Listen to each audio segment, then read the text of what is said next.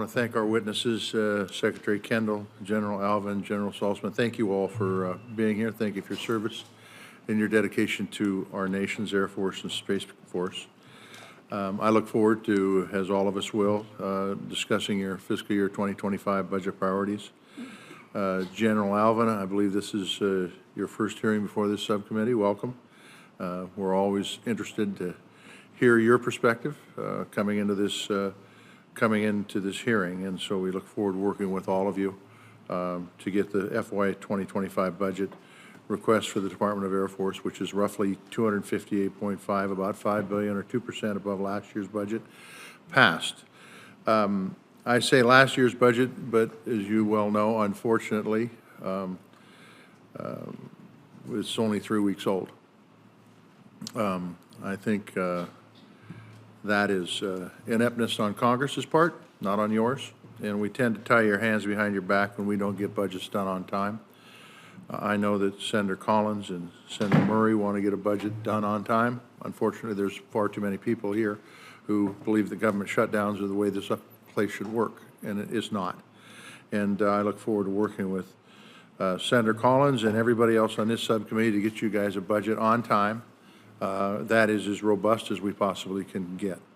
At last year's Department of Air Force hearing, I stressed the importance of getting that budget done on time. We failed. But we don't need to fail this year.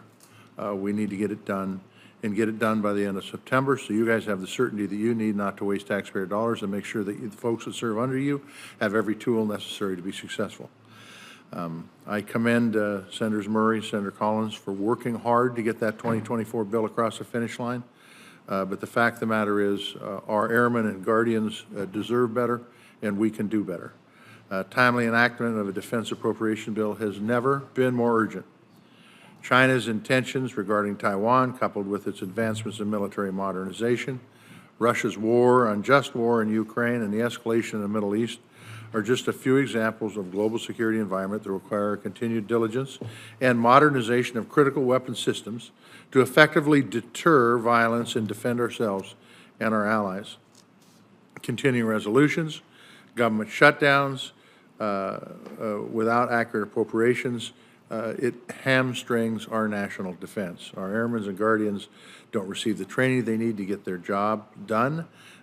We can't get rid of outdated equipment. We can't modernize. We can't field new systems at scale. So, notwithstanding political headwinds and budget constraints, we're going to continue to work to end this trend, disastrous trend, I might add, of CRs and uncertainty, and get us back onto a regular budget cycle. The volatile global security environment has driven a great sense of urgency to the DoD's attempt to field innovative technologies and solutions at scale as quickly as possible. We're always open to working with the Department of Defense to ensure that our warfighter has the tools they need to be effective, and we encourage the DoD to continue to take advantage of the current rapid acquisition and prototyping authorities as well as funding flexibilities to get this job done. However, it cannot be ignored that programs initiated with expedited acquisition authorities apparently suffer from the same cost, schedule, and technical issues as traditional acquisition programs do. The Air Force in particular has struggled to mature and transition into significant production, several so-called rapid acquisition programs, including the E-7 Wedgetail and the Aero hypersonic weapon. Further, I'm concerned that many prototyping programs initiated with much urgencies are not fully funded in the budget.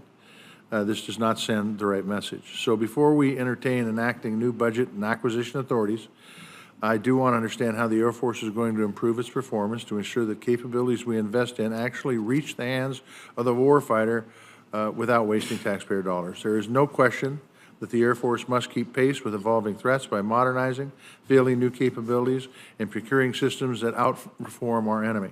It is the role of Congress to ensure the American taxpayer dollars are used in the most effective way possible to achieve superiority.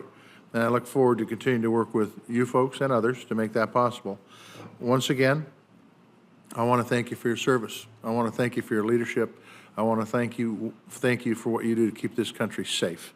And with that, I'll turn it over to Senator Collins.